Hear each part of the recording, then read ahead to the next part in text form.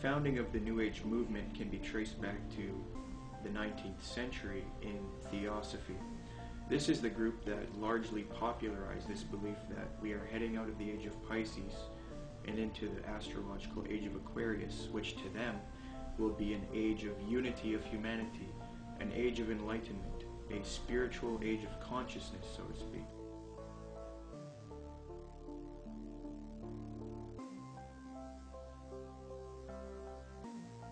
It's very clear, yes, there's going to be a one world, political, economic, religion, and this is what all the globalists, the elite, the high-level occultists, the high-level New World Order people, this is what they're wanting. This is what the Bible pretty much clearly predicts as well. And this is obviously what we're moving to. The Freemason and One World Government advocate Zbigniew Brzezinski said the following in his work Between Two Ages, quote, "The technotronic era involves the gradual appearance of a more controlled society. Such a society would be dominated by an elite, unrestrained by traditional values. Soon it will be possible to assert almost continuous surveillance over every citizen and maintain up-to-date complete files containing even the most personal information about the citizen." This admitted New World Order agenda to create a one-world government that rules over humanity is not only political, it is also spiritual and based on what is known as the New Age. This can be verified with irrefutable documentation. Most of the Christians doing this kind of work have been silenced, so I set out across the border to speak to the few researchers that are still left. There are not many researchers left who have not been deceived by the New Age. Speaking with these people helped confirm my position even more. The New World Order exists. The elite are occultists who adhere to New Age doctrines, and they are responsible for this new trend of discrediting Christianity, Jesus Christ, and the Christian New World Order researchers. There is a voluminous amount of data that I have obtained in my research on this subject, but after watching this production, do not believe me. Don't believe a word of what I'm saying. Do your own independent research and verify this for yourself.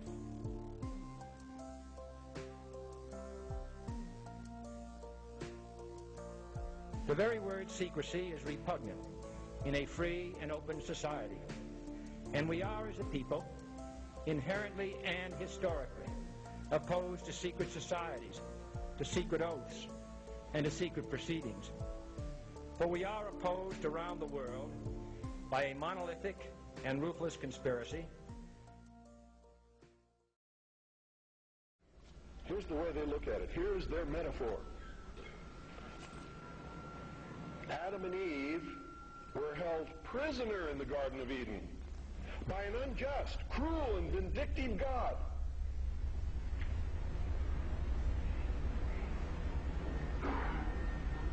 Until Lucifer, through his agent Satan, set man free from this garden by giving him the gift of intellect.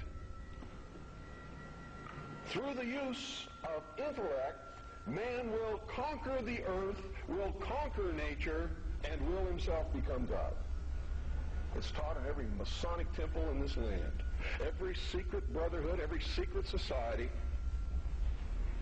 every mystical temple, every occult organization teaches the Luciferian philosophy.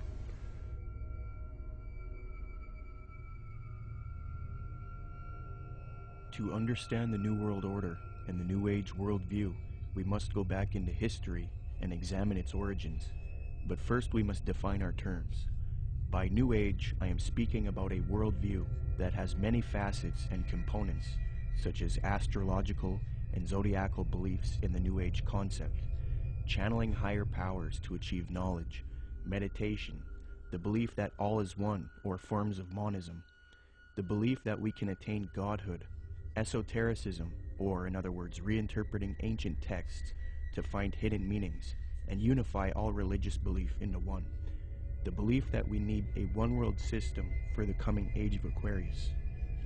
By New World Order, I am talking about a political agenda to create a one-world system, one-world government, one-world economy, unity of humanity into one organism, control over humanity, and submission of the masses.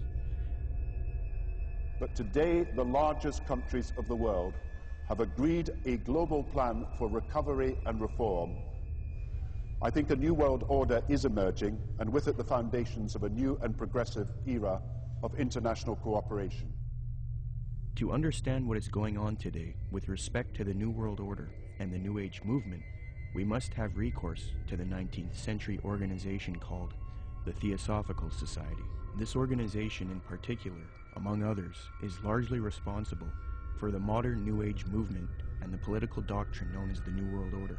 The founder of this organization was a woman named Helena Petrovna Blavatsky. Born August 12, 1831, Helena Blavatsky was very interested early in her life in the supernatural and the mythological. From 1848 to 1858, Blavatsky would travel the world to ascertain an understanding of the religious traditions of the world. She claimed to have traveled to South America, Egypt, Canada, France, Greece, Mexico, Tibet, India, Germany, and England during this time. It is said that during this travel she learned many mysteries, secrets, and occult knowledge from every walk of life. With all of this new esoteric information in her mind, she moved to New York in 1873. Then in 1875, she formed an occult organization called the Theosophical Society. She founded this society with two men, Colonel Henry Steele Olcott and William Quan Judge. According to Olcott, Theosophy already had thousands of members and branches all over the world by 1885. After New York, Blavatsky and Olcott established the Theosophical headquarters in India, and the membership roster grew increasingly as time went on. Blavatsky's influence came from her writings. Her first book was entitled Isis Unveiled, published in 1877. She started a magazine in 1887 called Lucifer Magazine. Her principal work, The Secret Doctrine, was then published in 1888. She then wrote The Key to Theosophy and The Voice of Silence.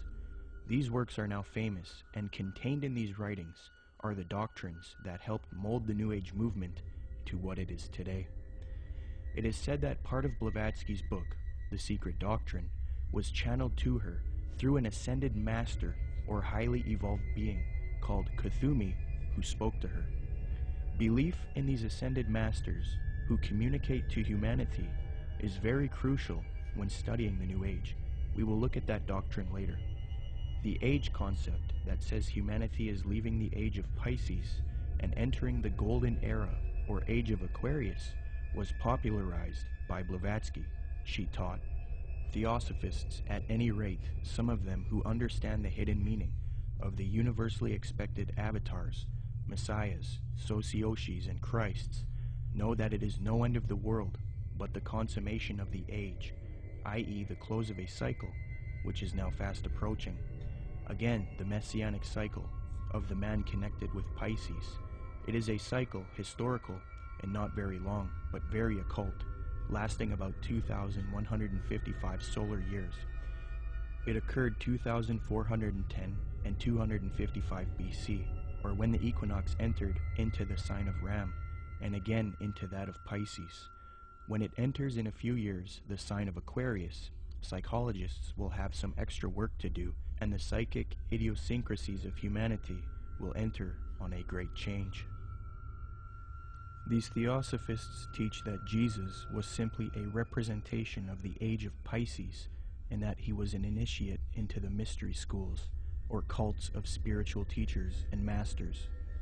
They teach people that the new age of Aquarius is going to be that of a utopia, where the world unites into a one-world system, the exiting out of Jesus' age, and the entering into a new world teacher's age. They say each age is accompanied by a great world teacher, be it Buddha, Jesus, etc. So for the advent of the age of Aquarius, they claim a new world teacher will guide humanity into it. Blavatsky was reluctant to fuse these theosophic beliefs with politics, however. Nonetheless, she still advocated monism and a one-world brotherhood, or uniting, of mankind. In Blavatsky's book, The Key to Theosophy, she lists three main goals of Theosophy: universal brotherhood of humanity without distinction of race, color, or creed; to promote the study of the world's religions, and to investigate the hidden mysteries of nature.